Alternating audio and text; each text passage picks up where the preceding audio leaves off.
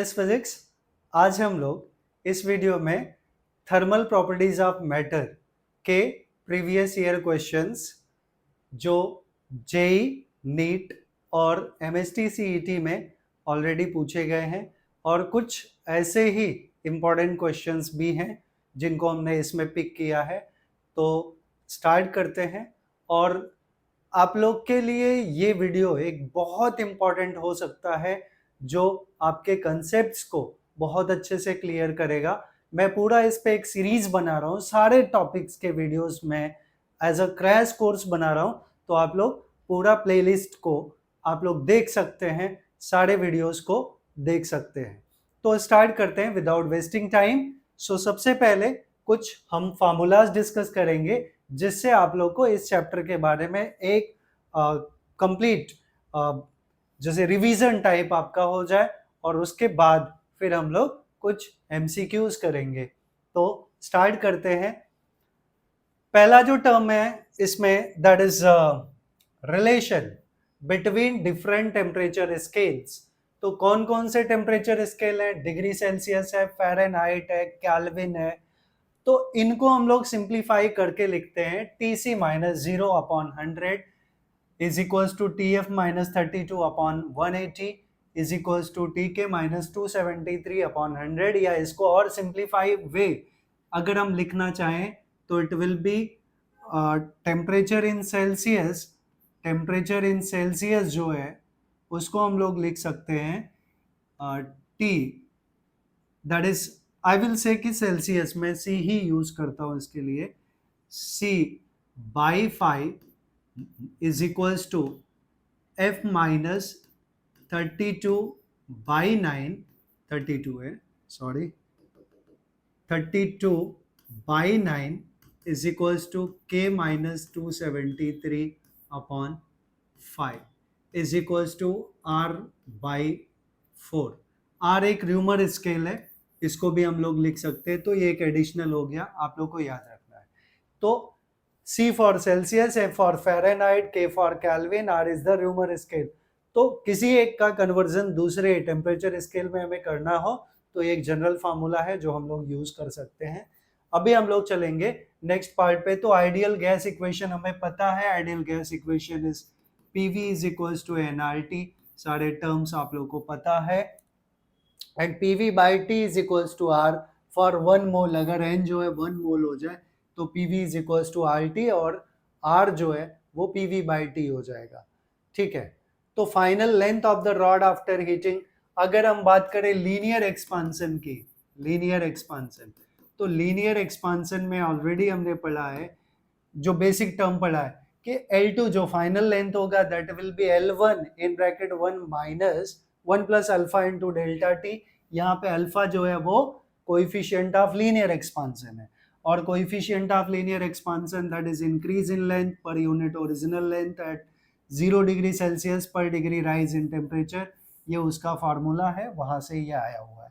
Now final area of the plate. अब अगर हम लोग ये बात करें, लीनियर एक्सपांसन था, अभी ये एरियल एक्सपांसन या एरियल एक्सपांसन की बात करूं, एरियल एक्सपांसन। तो एरियल एक्सपांसन में क्या इंक्रीज होता है? एरिया इंक्रीज होता है और उसका फाइनल एक्सप्रेशन है A2 is equals to A1 1 plus beta into delta T. और बीटा यहाँ पे कोएफिशिएंट ऑफ एरियल एक्सपांसन है और कोएफिशिएंट ऑफ एरियल एक्सपांसन का formula A2 minus A1 upon A1 into delta T. Same way volume expansion के लिए final volume V2 is equals to V1 in bracket 1 plus gamma into delta T. और gamma क्या है यहाँ पे? Gamma क्या है? Gamma is the coefficient of volume expansion और गामा का फॉर्मूला है V2 minus V1 upon V1 into delta T. Then relation between alpha beta and gamma. तो अल्फा बीटा और गामा में क्या रिलेशन है? आप सिंपल वे याद रखिए, alpha is equals to beta is equals to gamma upon 1 upon 2 upon 3। ऐसे याद रखने के लिए alpha by 1 is equals to beta by 2 is equals to gamma by 3। तो यहाँ से बीटा हमें मिल गया 2 अल्फा और गामा मिल गया 3 alpha. Next term is the specific heat capacity. तो ऑलरेडी हमें पता है स्पेसिफिक हीट कैपेसिटी, ये formula Q is equals to MC delta T या Q is equals to MS delta T। एक ही बात है, S is the specific heat और sometimes C is the specific heat, depend करता है कि हम कौन सा फॉर्मेट यूज कर रहे हैं, ठीक है। तो स्पेसिफिक हीट जो S या C यहाँ से क्या हो जाएगा, it will be Q upon m into delta T. Specific heat capacity का डेफिनेशन आपने पढ़ा है, amount of heat required to raise the temperature of 1 kg of substance through 1 degree Celsius, या 1 यूनिट मास भी बोल सकते हैं, बिकॉज 1 यूनिट मास कितना होता है, that is of 1 kg, 1 kg ही होता है। Now molar specific heat capacity, बस यहाँ मास के जगह क्या हो जाएगा, 1 मोल हो जाएगा ऑफ अ गैस, तो ये मोलार स्पेसिफिक हीट कैपेसिटी हो गया। और यहाँ पे फार्मूला हम लोग mu is the number of moles लिख रहे हैं, ठीक है। तो ये फार्मूला हो गया। नाउ नेक्स्ट वन इज यहाँ पे लेटेंट हीट की बात करें तो लेटेंट हीट ऑलरेडी हमें पता है कि लेटेंट हीट क्या होता है, it is the hidden heat. जब कोई एक सब्सटेंस अपना स्टेट चेंज करता है without change in the temperature, then some hidden heat is given by that substance and that hidden heat is called latent heat, और latent heat का formula Q is equals to ml, L is the latent heat and m is the mass of substance and Q is the amount of heat required. Now rate of flow of heat, ये हमने thermal conductivity में पढ़ा है। Thermal conductivity Q is equals to जो amount of heat conducted है वो कौन कौन से फैक्टर के ऊपर डिपेंड करता है, that is equals to area के ऊपर डिपेंड करता है, टाइम के ऊपर डिपेंड करता है, और delta T change in temperature upon change in length. इसको चेंज इन लेंथ को मैं dx लिख रहा हूँ, ओरिजिनली हमने ये फार्मूला पढ़ा है, and k is the constant, हमने ये फार्मूला पढ़ा है। और जब हम यहाँ रेट की बात कर रहे हैं, रेट का मतलब डिवाइडेड बाय टाइम हो गया, तो ये q बाई टी क्या हो गया, k a delta T by delta x, that is T2 minus T1 या T1 minus T2 upon x. Now heat energy conducted वही है, अमाउंट ऑफ हीट कंडक्टेड जो मैंने यहाँ पे लिखा है वो यहाँ पे दिया है। टेम्परेचर ग्रेडियंट वर्ड अगर फिजिक्स में आए तो मतलब डिवाइडेड बाय डिस्टेंस है। यहाँ टेम्परेचर ग्रेडियंट है तो temperature upon time, sorry distance, so delta T by delta x. Now coefficient of thermal conductivity, ये coefficient of thermal conductivity K का वैल्यू Q by AT वही है। Anyway, coefficient of thermal conductivity, conduction rate that is the power Q by T, तो ये term हो गया। एक ही फार्मूले का अलग अलग फॉर्म दिया हुआ है। Thermal resistance that is x upon K by A, K into A, that is ये भी फॉर्मेट है delta T upon P. So जो मैं फाइंड आउट करना रहेगा वो हम फाइंड आउट करेंगे। Thermal resistivity that is rho T is 1 by K, Newton's law of cooling that is D T by D T, ये फॉल इन टेम्परेचर है, या कुछ भी हम लोग लिख सकते हैं D Q by D T. Rate of loss of heat, इसको क्या पढ़ेंगे, rate of loss of heat is directly proportional to change in temperature T minus T naught या theta minus theta naught, depend करता है, ठीक है। ये Newton's law of cooling है। And density of substance at temperature, तो density of substance के लिए ये फार्मूला है, एंड ये ऐसे वेरी करता है। जैसे रेसिस्टेंस के लिए हमने पढ़ा, it is the same way कि resistance R T is equals to R naught in bracket 1 minus alpha into delta theta, right. यहाँ गैमा आता है किसके लिए, डेंसिटी ऑफ सब्सटेंस के लिए, तो directly formula we can use, ठीक है।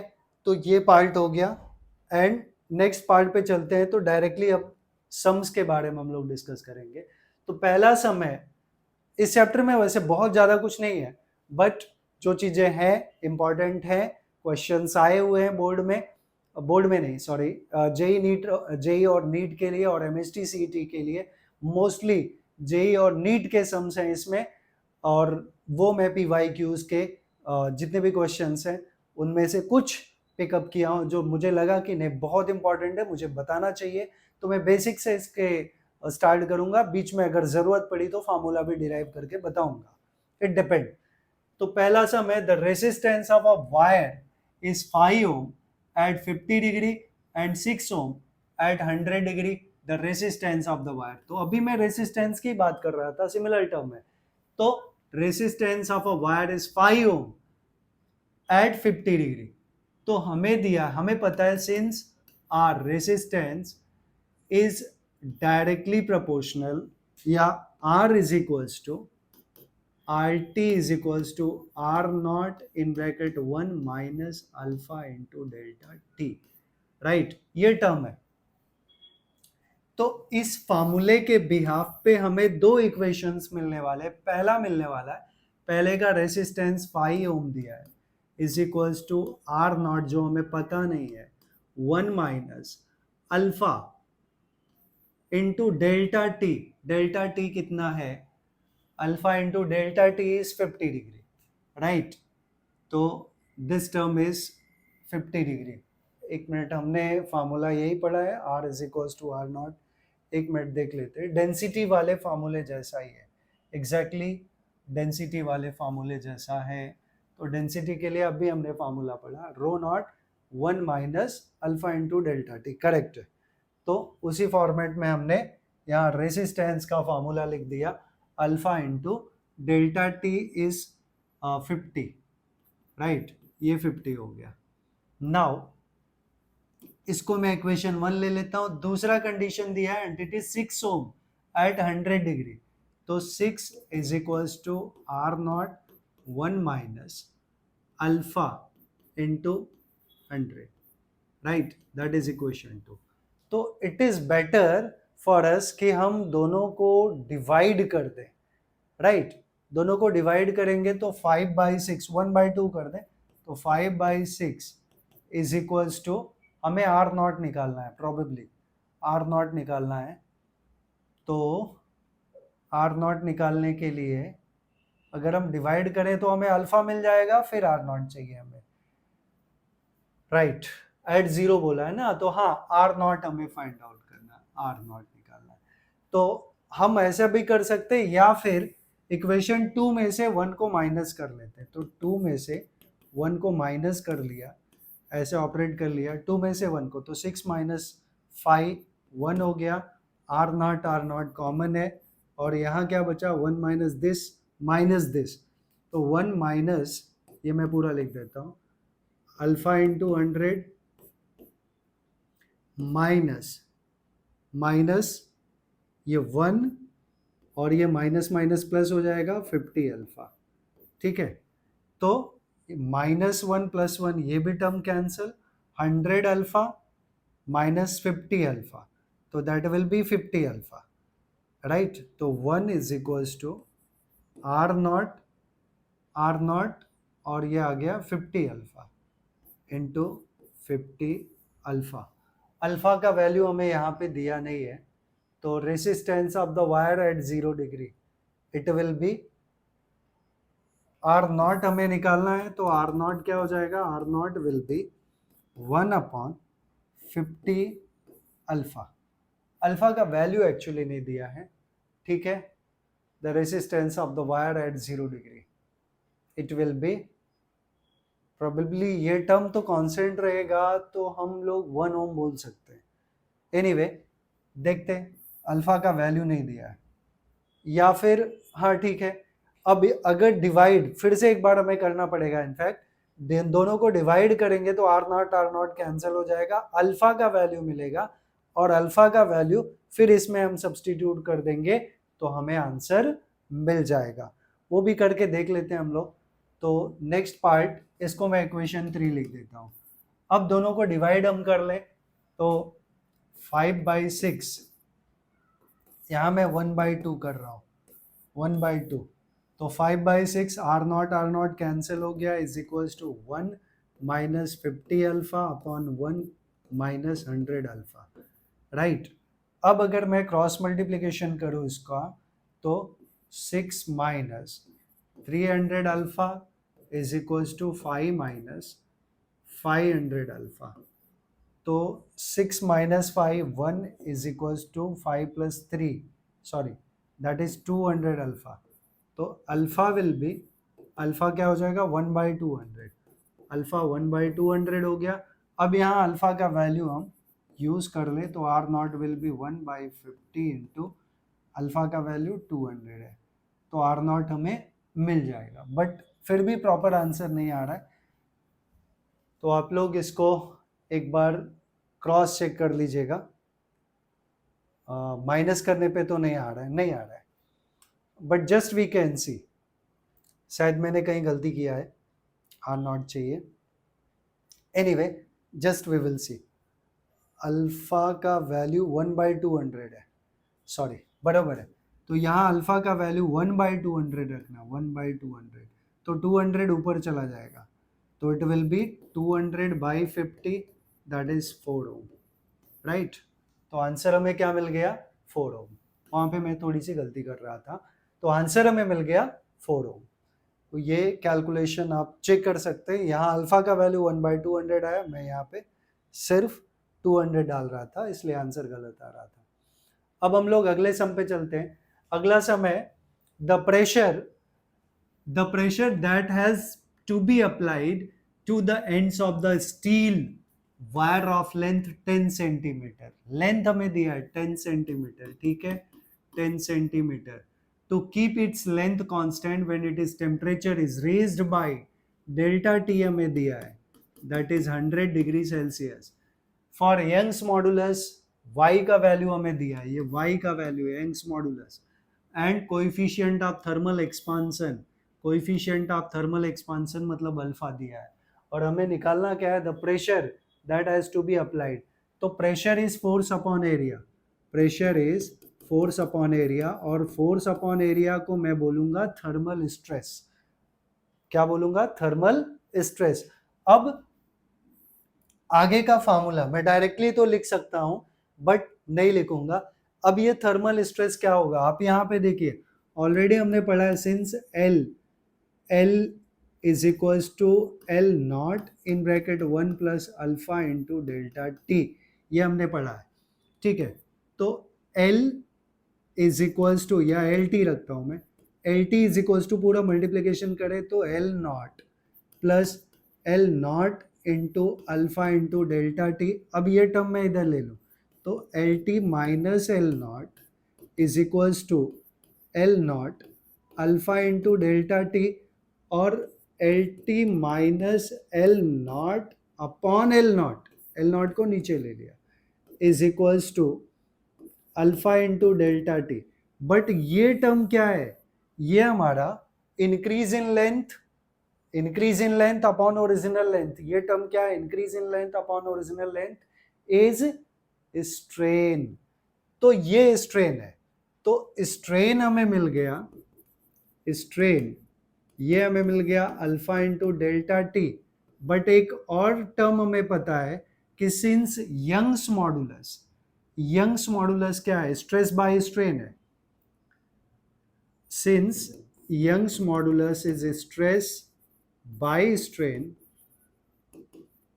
तो स्ट्रेन क्या हो जाएगा, यहां से स्ट्रेन देखें तो strain will be stress by Y.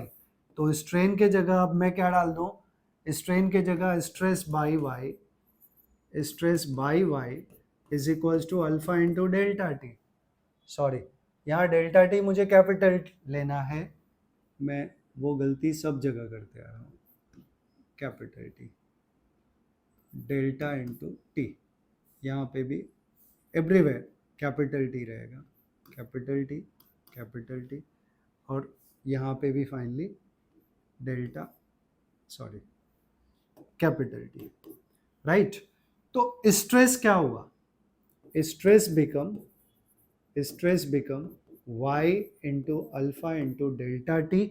But ये जो स्ट्रेस है ये होता है force upon area which is the pressure is y into alpha into delta T.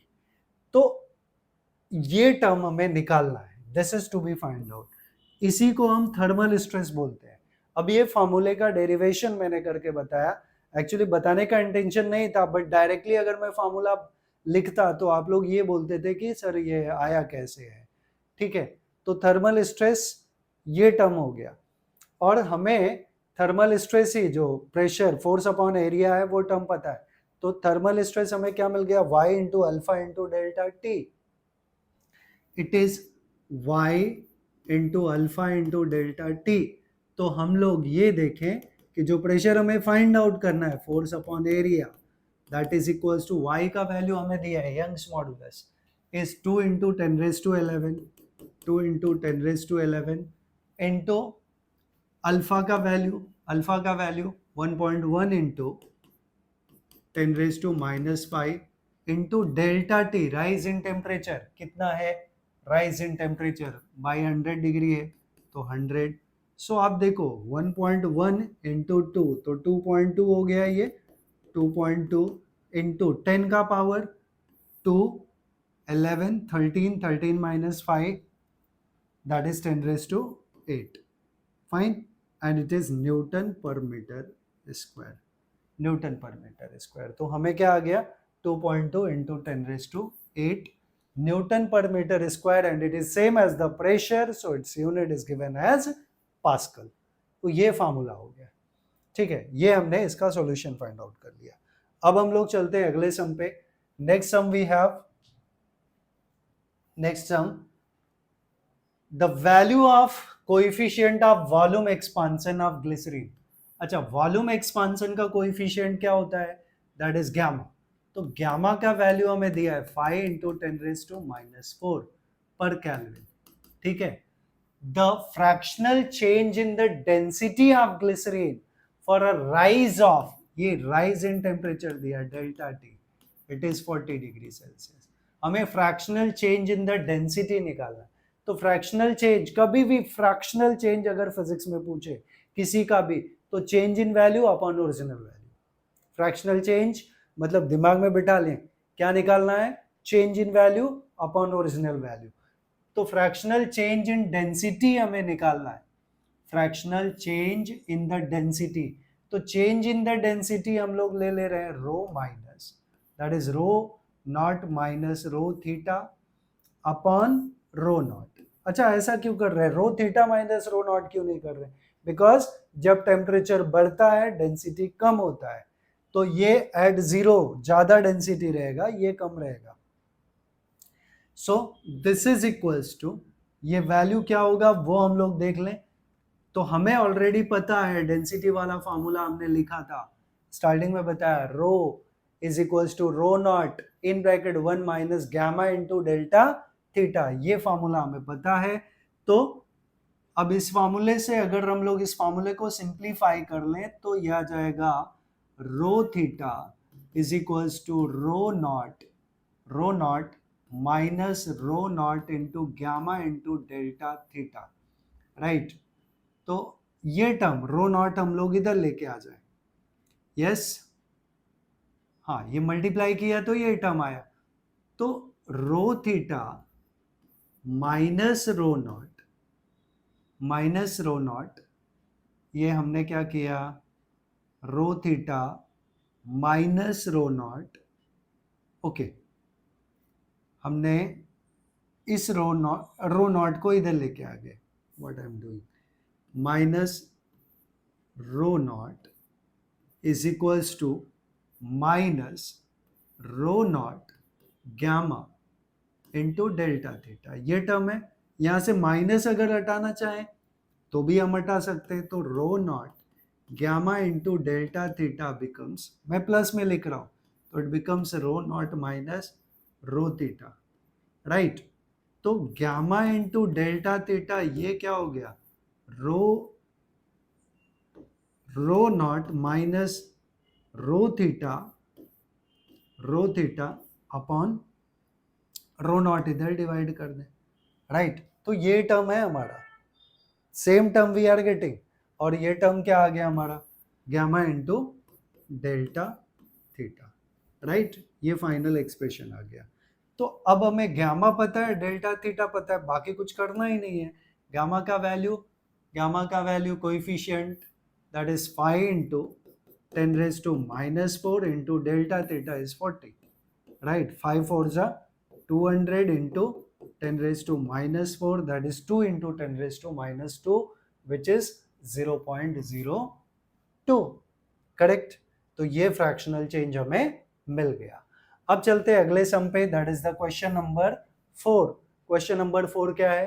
A copper rod of 88 centimetre and an aluminium rod of unknown length. ये copper rod का length है, length of copper rod, right? ये length of copper rod है, okay.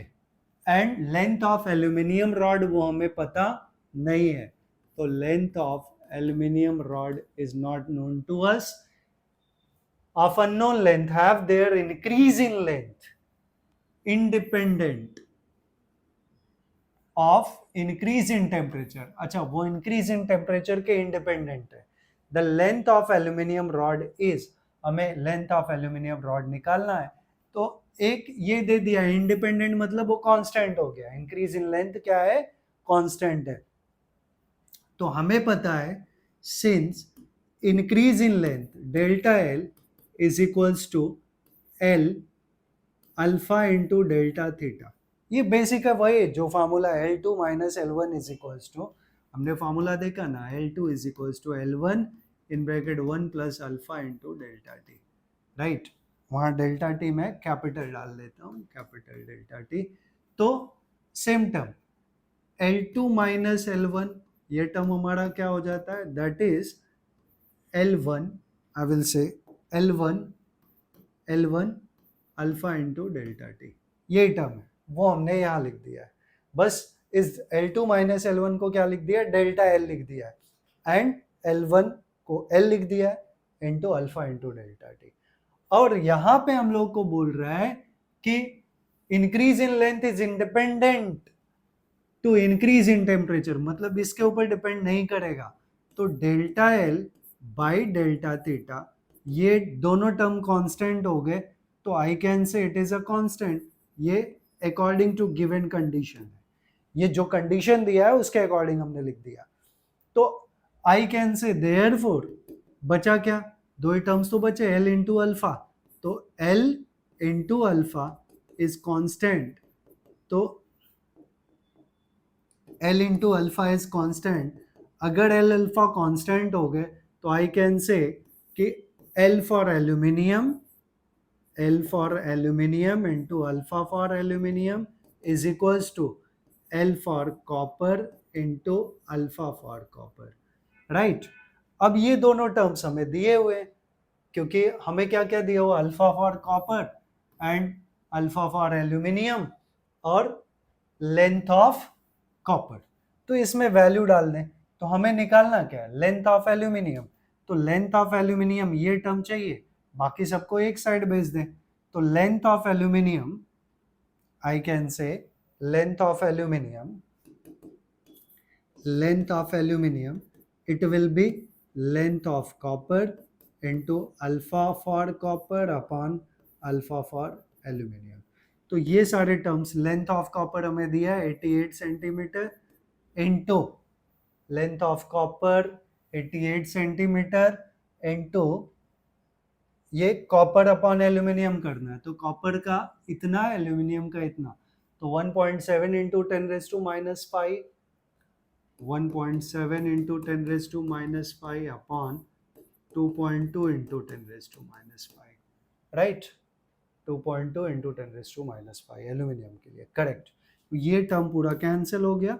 अब 22 1 और 22 4 17 4 ये भी cancel हो जाएगा. 17 4 68, so 68 centimetre it is the length of aluminium which is to be calculate, जो हमें फाइंड आउट करना था.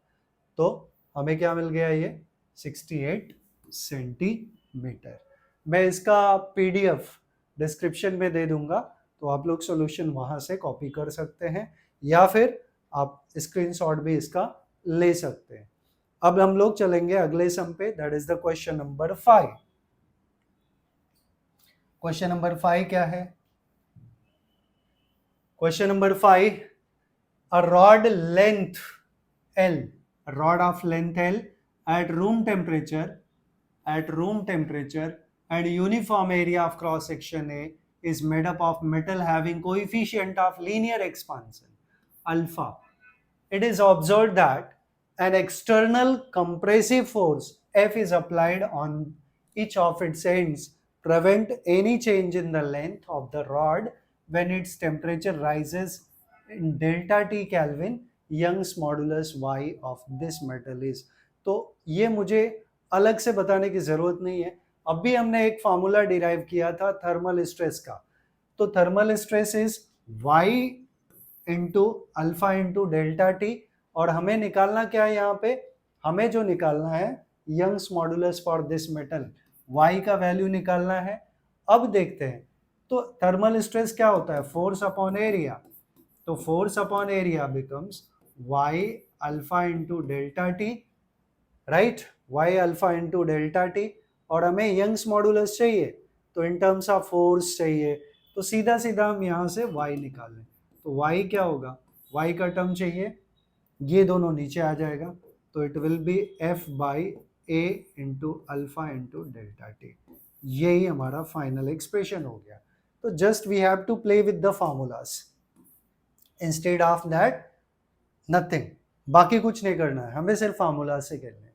नेक्स्ट वन सम, अब ये भी ऑलमोस्ट उसी टाइप का है और ये सारे सम्स कॉम्पिटिटिव एग्जाम्स में आ चुके हैं, जेई और नीट में. सो इस टाइप के सम्स को आप लोग प्रायोरिटी ज्यादा देना है. तो a uniform cylindrical rod of length L and radius R.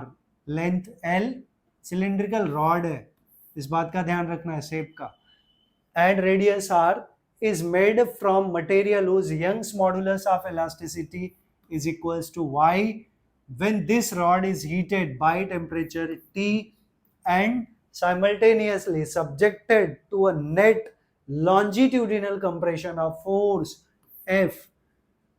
Its length remains unchanged, increase in length नहीं हो रहा है. The coefficient of volume expansion of this material of the rod is nearly equals to. हमें coefficient of volume expansion मतलब क्या निकालना है, gamma निकालना है. ठीक है, गैमा निकालना है और गैमा हमें अल्फा के टर्म में निकालना पड़ेगा, क्योंकि फिर से वही सारा जो हमें फार्मूला समझ में आया कि यंग्स मॉडुलस वगैरह दिया है, तो हमें पता है thermal stress, that is force upon area which is equals to, हमने फार्मूला क्या पढ़ा है, y into alpha into delta T. Because कोई वैल्यू नहीं दिया और कोई ऐसा भी सम हो सकता है जिसमें सारे वैल्यूज दिए रहेंगे, तो हमें फाइनली वैल्यू सब्स्टिट्यूट करना पड़ेगा. तो F बाई एरिया. अब ये सिलिंड्रिकल रॉड है, तो अगर सिलिंड्रिकल रॉड है ऐसा, तो सिलेंडर का क्या होता है, एरिया ऑफ क्रॉस सेक्शन ना, इसका एरिया पाई आर स्क्वायर होगा, area of cross section, right. Area of cross section will be pi R square. तो मैं यहाँ पाई आर स्क्वायर लिख देता हूँ, क्योंकि ऑप्शंस भी देख के समझ में आ रहा है कि एरिया में पाई आर स्क्वायर का टर्म हमें डालना पड़ेगा.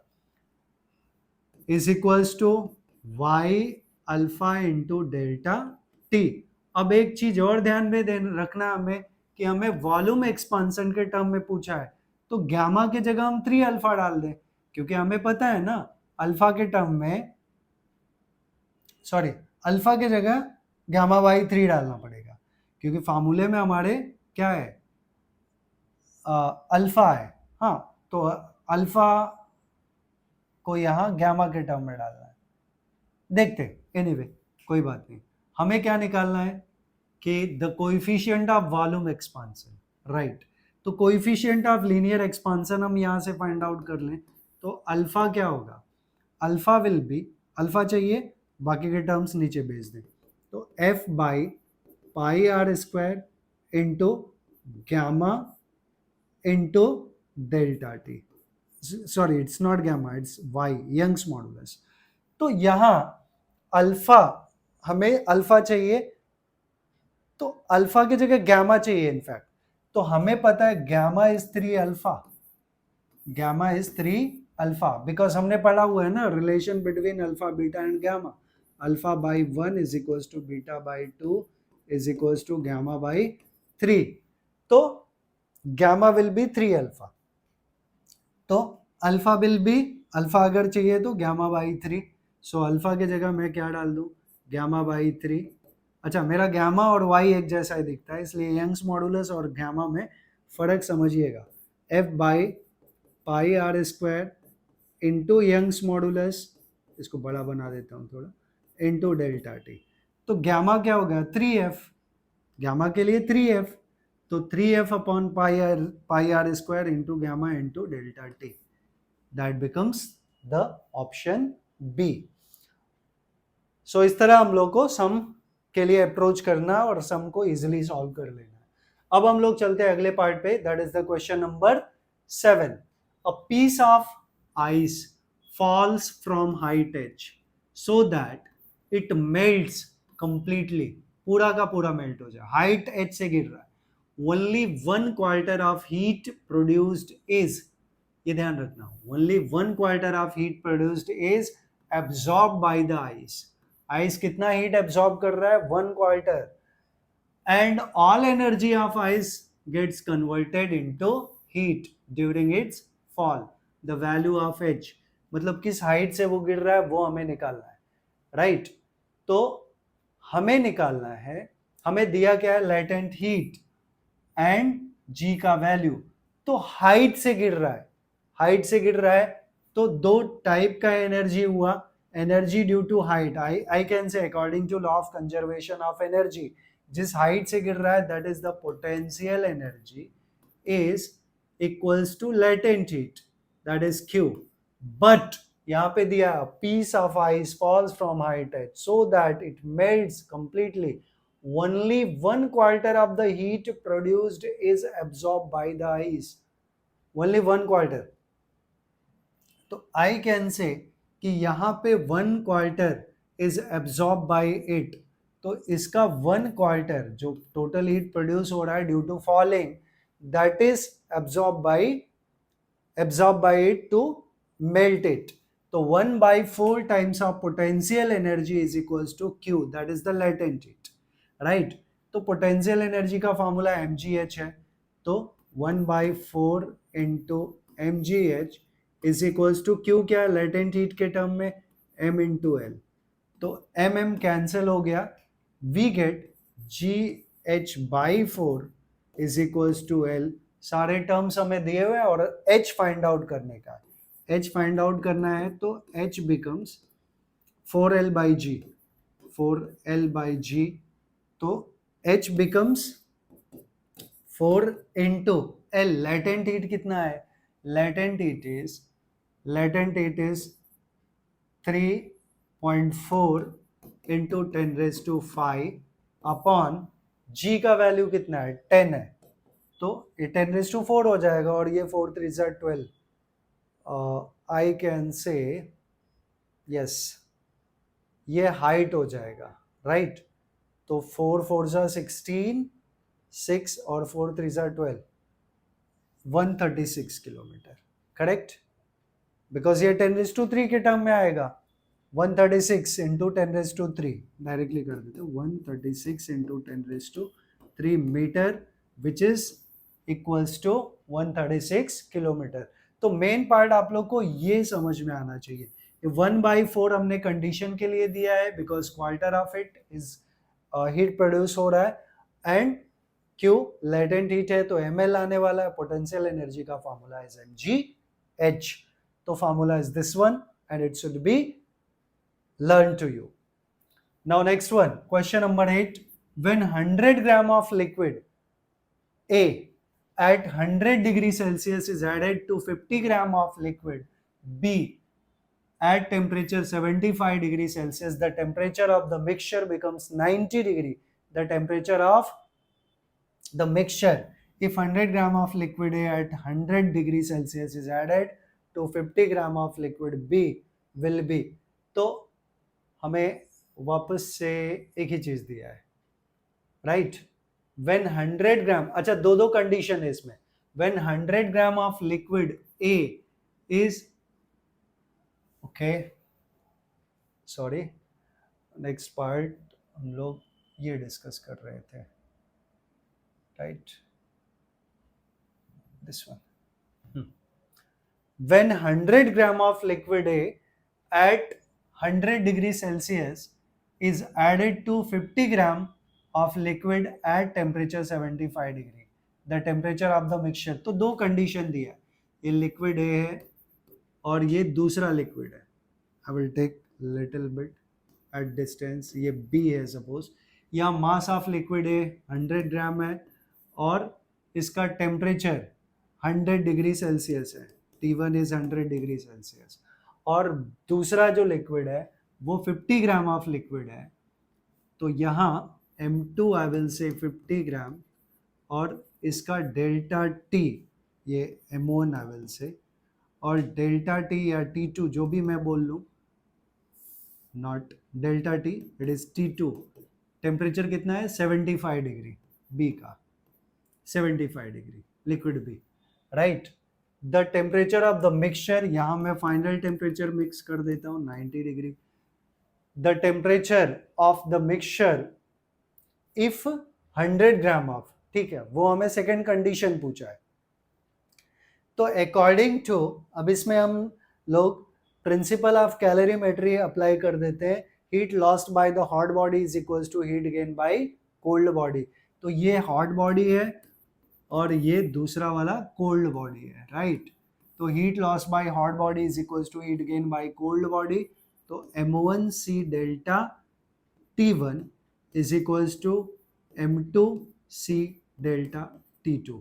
ये हम लोग अप्लाई कर लें, heat loss by hot body is equals to heat gain by cold body. तो यहाँ देखें M1 100 है is equals, sorry, into C specific heat capacity, liquid same है तो अलग से कुछ करने का जरूरत नहीं है, into delta T, rise in temperature कितना है, ये 100 से 90 हो रहा है, तो 100 माइनस 90 इज 100 माइनस 90, बाद में हम लोग 10 लिख देंगे। M2 कितना है 50 इंटू C जो है वो C है, और delta T2 90 minus 75, 90 minus 75। Actually हम कर क्या रहे हैं, कुछ भी तो नहीं मिलेगा हमें, C मिल जाएगा क्या, नहीं। The temperature of the mixture if 100 gram of liquid A at 100 degree is added to 50 gram of liquid B at, okay, मैं इसको specific heat capacity of A ले लेता हूँ, इसको B ले लेता हूँ, ठीक है। तो ये A हो गया, ये B हो गया, ये 50 2 100, तो CA upon CB, CA upon CB, it will be 90 minus 75 will be 580, 15, और ये 15 by 10, 15 by 10 that is 3/2। तो ये एक चीज हमें इंपॉर्टेंट मिल गया। अभी ये सेम केस हम लोग दूसरे कंडीशन के लिए लिखें, तो दूसरे कंडीशन में है टेम्परेचर ऑफ द मिक्सचर। अब ये सेकंड कंडीशन था, temperature of the mixture if 100 gram of liquid A is added to 50 gram of liquid B at 50 degree, ठीक है। तो वापस से सेकंड कंडीशन है, ये फर्स्ट कंडीशन का केस था। नाउ इन सेकंड कंडीशन में डायरेक्टली इस पे आ जाता हूँ। M1 कितना 100 ग्राम, सो 100 gram into CA into delta T कितना आएगा, ये कितना हो रहा है, हमें फाइनल टेम्परेचर नहीं पता, तो ये 100 माइनस T जाएगा वो, तो 100 minus T, right, is equals to M2 अभी दिया है, M2 is given as added to 50 gram of liquid, ये 50 है, into CB specific heat capacity of B into delta T, ये T माइनस 50 हो जाना है, राइट। यहाँ ज्यादा टेम्परेचर में से जो फाइनल है वो कम आने वाला है, और ये कम में से जो उस बॉडी का टेम्परेचर है। तो वापस से CB में इधर ले लूं, और ये 51 जा 52 जा, तो 2 CA अपॉन CB, CB को इधर ले लिया, is equals to T minus 50 upon 100 minus T, right. और CA अपॉन CB ऑलरेडी हम कैलकुलेट कर चुके हैं कि ये 3/2 है, तो 2 इंटू 3/2 is T minus 50 upon 100 minus T, so ये भी कैंसिल, आप 3 का मल्टीप्लीकेशन कर लो तो t minus 50 is equals to 300 minus 3t, 3t इधर आएगा तो 4t will be 300 minus 50, that will be 250, ठीक है, sorry that will be 350, add होगा ना, तो 4t is equals to 350, so t will be 350 by 4, तो t कितना आ गया 350 बाई 4, सो t का जो वैल्यू है वो आना चाहिए 350 बाई 4, तो 4 8 जा 32 एंड 20 85, राइट। तो ये सम थोड़ा लेंदी होता है, ये चीज आपको ध्यान रखना पड़ेगा, इसके लिए कोई हार्ड एंड फास्ट रूल नहीं है, जो सम है जैसे है वैसे करना पड़ेगा।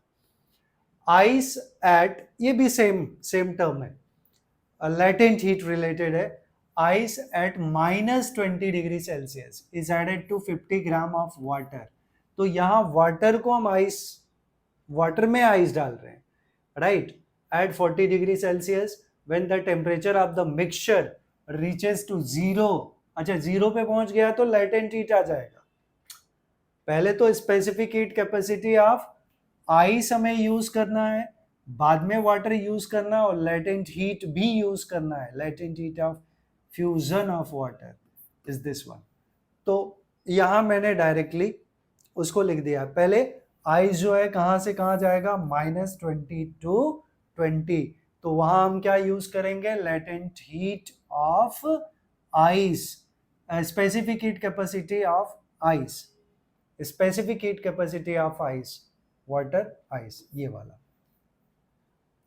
तो इसी में, और फिर ice to ice melt at 0 ml आएगा और उसके बाद वो मेल्ट होएगा, तो उसका इक्वेशन ही मैंने डायरेक्टली लिख दिया है कि जब ये आइस फॉर्म में है तो वाटर मिक्स हो रहा है 50, तो m माइनस 20, अच्छा ये टेम्परेचर हो गया m minus 20, right, m because जो भी मास है आइस का, आइस पूरी तरह नहीं मेल्ट हो रहा है, स्टिल अनमेल्टेड, तो जितना मेल्ट हुआ उसको हम क्या एज्यूम कर लें कि वो m है, तो m में से कितना मेल्ट हुआ 20 gram, right, 20 gram m minus 20 into latent heat L plus m into L at 0, ये एट 0 हो गया, into delta T rise in temperature is equals to, जब ये आइस में मेल्ट हो गया तो एम सी डेल्टा टी, हमने ये टर्म निकाल लेना, तो आप इसको सॉल्व कर लेंगे तो इसका फाइनल आंसर आपको मिल जाएगा, मतलब m आपको फाइंड आउट करना है, बाकी सारे टर्म्स यहाँ पे दिए हुए हैं, so just will substitute and will find out answer, तो इसको मैंने फॉर्मुलेट ऑलरेडी कर दिया है, आपको इसमें सिर्फ वैल्यू डालना है, L के जगह latent heat of fusion, L के जगह ये 334, ये वैल्यू L का है, तो M आपको फाइंड आउट करना है, just you can find out it. अब हम लोग चलते हैं अगले पार्ट पे, अगले सम पे, a conductor of area of cross section, ये एरिया ऑफ क्रॉस सेक्शन दिया है, एरिया 200 सेंटीमीटर स्क्वायर है, विच इज यही रहने देते हैं, एंड लेंथ 1 सेंटीमीटर, तो लेंथ जिसको हम dx लिख दें या l लिख दें, l is equals to dx, because फार्मूले में हमने dx यूज किया, that is 1 centimetre, 1 centimetre has coefficient of thermal conductivity that is k 0.75, ठीक है, ये सब ऐसा ही यूनिट है तो जरूरत नहीं, if 3000 calorie of heat, Q का वैल्यू 3000 ये दिया है, फ्लोस पर सेकेंड बोला तो टाइम 1 सेकेंड, टाइम 1 सेकेंड हो गया, फाइंड द टेम्परेचर डिफरेंस, मतलब डेल्टा टी हमें निकालना है, राइट, तो हमें फॉर्मूला पता है, directly we will substitute, since Q is equals to A T d theta that is dt by dx, ये dt हमें निकालना है, dt by dx, right, into k, तो k हमें निकालना है, तो k क्या हो जाएगा, q by A T Q by K चाहिए 80 इंटू dx बाई नहीं dt हमें चाहिए ना, Q इंटू डी एक्स, हाँ dt चाहिए, तो Q into D X upon K, हमें डेल्टा टी चाहिए, सॉरी हमें डेल्टा टी चाहिए, तो डेल्टा टी क्या होगा, Q into D X upon Q into D X upon K A T, right. Everything is now known to us, सब कुछ हमें पता है, Q का वैल्यू पता है 3000, Q 3000 है, इंटू डी एक्स का value that is 1 upon K का वैल्यू कोइफिशिएंट 0.75 है, सब CGS में है इसलिए कोई कन्वर्जन नहीं, एरिया 200 है इंटू टाइम 1 सेकेंड है, तो ये दो जीरोस कैंसिल, 15 ज़ा, नाउ 7.5 2 ज़ा, तो आपको आ गया ये 20 degree, right. So delta T हमें क्या मिल गया, 20 डिग्री। तो आपको फार्मूला पता होना चाहिए, फार्मूला पता है तो इजीली आप उसको सॉल्व कर सकते हैं। अभी हम लोग चलते हैं अगले सम पे। Next sum we have that is the question number 11। Question number 11 क्या है कि a body cools from temperature 3T to 2T, 3T से कहा 2T in 10 minutes, टाइम दिया है 10 minutes, the room temperature is T, assume that the Newton's law of cooling is applicable, the temperature of the body at the end of next 10 minutes। तो हमें दो condition दिया, पहले temperature था 3T और बाद में टेम्परेचर हुआ 2T, टाइम कितना लगा 10, time T1 I will take 10 minutes. फिर पूछा है कि the room temperature is T, assume that the Newton's law of cooling is applicable, the temperature of the body at the end of next 10 minutes। तो वापस से next 10 minutes के बाद उसका फाइनल टेम्परेचर क्या होगा, that is to be find out, right। तो दो कंडीशन ले लें कि जब बॉडी यहां से यहां कूल हो रहा है तो हमें पता है rate of cooling that is dt by dt is equals to K, that is T2 minus T1, theta naught, theta minus theta naught, right। ये टेम्परेचर है, ये टेम्परेचर्स, तो dt बाई dt, ये टेम्परेचर कितना चेंज हो रहा है 3T से 2T, तो 3T minus 2T by time is 10 minute is equals to K theta naught, जो एवरेज टेम्परेचर है वो 3T प्लस 3T, यहाँ 3T प्लस 2T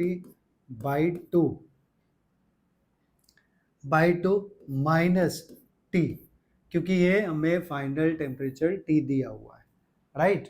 तो अब ये आ गया T बाई 10, एक equation T by 10 is equals to K 3T plus 2T, that is 5T by 2, तो 2.5 माइनस T करेंगे तो 1.5T मतलब 3 बाई 2T, तो T भी कैंसल, आपको K का वैल्यू डायरेक्टली मिल गया।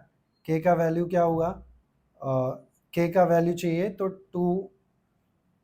2/30, ये K का वैल्यू मिल गया, ठीक है, K का value.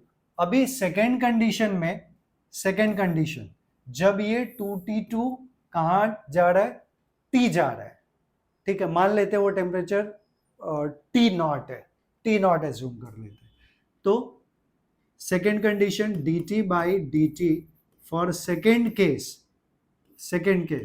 Is equals to K, that is θ2 minus θ naught, ये फॉर्मूला है। तो dt कितना हुआ 2T माइनस, अब वो तो हमें अननोन है, उसको हम लोग T नॉट ले लेते हैं, अपॉन नेक्स्ट 10 मिनट बोला है, नेक्स्ट 10 मिनट टाइम बोला है, तो टाइम हमें 10 ही लेना है, इज इक्वल्स टू K का वैल्यू 2/30 ऑलरेडी हम निकाल चुके हैं, इनटू थीटा 2, एवरेज टेम्परेचर क्या होगा 2T plus T not by 2 minus T, क्योंकि ये फाइनल टेम्परेचर हमें दिया है, रूम टेम्परेचर, राइट। तो ये 2T minus T not by 10, तो ये 10 का 30 का ये टर्म कैंसर, तो 2T minus T naught is equals to, अब ये टर्म हो गया 2/3 इंटू इसको 2T plus T naught minus 2T by 2, फिर ये 2 इस 2 से कैंसिल, और इधर क्या आया 6T minus 3T naught is equals to 2T minus 2T, ये तो पूरा cancel, that is equals to T naught. तो हमें मिला 3 plus 1 4T naught is equals to 6T, so T naught become 6T by 4, that is 3/2T, 3/2T, ये हमारा final answer आ गया, right. थोड़ा इसमें पेशेंस रखना पड़ेगा आप लोग को, सम्स आएंगे और जो स्टैंडर्ड फॉर्मेट है वही हमें अप्लाई करना है। अगला क्वेश्चन है, a spherical black body with the radius of 12 centimeter radiates 450 watt power, तो ये पावर दिया है at 500 Kelvin if the radius were halved and temperature doubled, radius half कर दिया और टेम्परेचर डबल कर दिया, द पावर रेडिएटेड। तो पावर का फॉर्मूला हमें पता है कि power is K A T raise to 4, right, that power radiated directly proportional to T raise to 4, और यहाँ पे हम के एरिया को पाई, स्फेरिकल बॉडी है तो 4πr² into T raise to 4, ये टर्म आ गया, राइट, यस। अब ये हमें पावर दिया है पहले कंडीशन के लिए कि it is 450 watt, 450 watt, right, yes. अब सेकेंड कंडीशन में बोला है कि P dash it will be K into 4πr² के जगह रेडियस क्या बोला, if the radius is halved तो r/2 का whole square, and temperature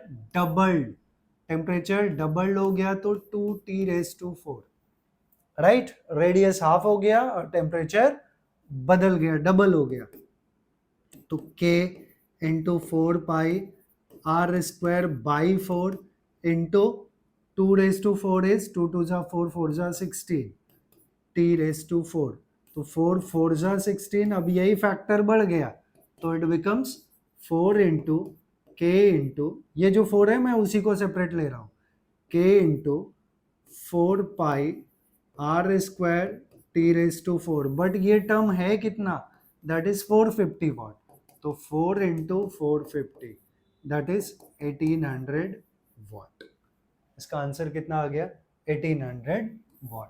so this is the approach to solve these all the sums, okay. अभी last एक sum है जो सिमिलर है, जस्ट आप लोग सॉल्व कर सकते हैं इसको। 3 rods made up of same material same है and having same area of cross section have been joined to shown in the figure, each rod is of same length भी सबका सेम है, the temperature at the junction of the 3 rods, तो इस junction पे हम temperature T assume कर लेते हैं, यहाँ पे टेम्परेचर इसका 0 है, इसका 90, इसका 90 है, ठीक है। तो एट थर्मल इक्विलिब्रियम, क्योंकि यहाँ हम लोग निकालना चाहते हैं कि कॉमन टेम्परेचर क्या हो जाएगा बॉडी का व्हेन इट कूल्स, तो it is given by directly, just we can give this one कि K और चेंज इन टेम्परेचर, अगर मैं बात करूं इसका, इस बॉडी का, तो यहाँ इसका फाइनल टेम्परेचर 90 है और जो कॉमन टेम्परेचर आने वाला है दैट इज T, तो चेंज इन टेम्परेचर कितना हुआ, राइट, ये थर्मल कंडक्टिविटी है, it is the thermal conductivity, कुछ अलग नहीं है, बिकॉज सेम मटेरियल बोला है, same area of cross section बोला है, तो एरिया के बारे में कुछ सोचना ही नहीं है। तो ये लेंथ सबका सेम है, एरिया सबका सेम है, तो that get cancel. Change in के भी मटेरियल सेम है, सेम मटेरियल है, तो कांस्टेंट के भी इसका सबका सेम होगा। अब टेम्परेचर क्या क्या चेंज हो रहा है, final temperature is suppose T, तीनों का जब हम उनको अटैच करके रखा है, तो ये टी हमें निकालना है। यहां चेंज कितना हो रहा है, 90 minus T, 90 minus T, right, plus यहां कितना चेंज हो रहा है, 90 माइनस टी, और यहां कितना चेंज हो रहा है, 0, that is T minus 0, right. बस अब हम इनको, बिकॉज ये ज्यादा टेम्परेचर है और ये कम टेम्परेचर है, तो ज्यादा टेम्परेचर में से कम टेम्परेचर वाले टर्म को एट इक्विलिब्रियम क्या होगा, ये जो हॉट बॉडीज हैं वो जितना हीट लूज करेंगे उतना ही कोल्ड बॉडी क्या करेगा, गेन करेगा। तो हॉट बॉडी का हमने दोनों का एनर्जी जो लूज किया उसको प्लस किया, और ये जो गेन किया उसका टेम्परेचर हम लोग देख रहे हैं। So it become 90 plus 90, 180 minus 2t is equals to t, तो 3t इज इक्वल्स टू 180, और t becomes 180 by 3, that is 60 degree. ठीक है, तो ये सम भी हमने सॉल्व कर लिया। आई होप आप लोग को सारे sums thermal properties of matter के समझ में आए हैं। अगर आप लोग को वीडियो अच्छा लगता है तो आप लोग वीडियो को शेयर करिए, चैनल को सब्सक्राइब करिए। Thanks for watching this video, thank you very much.